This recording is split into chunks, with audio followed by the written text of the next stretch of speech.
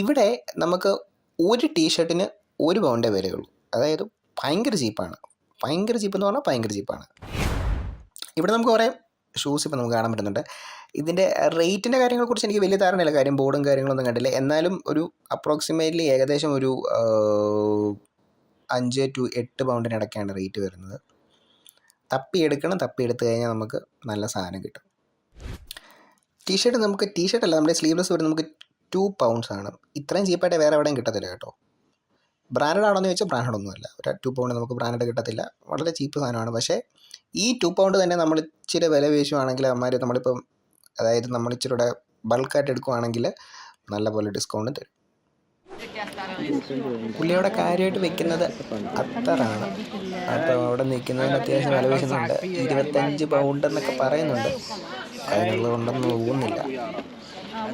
ഇപ്പം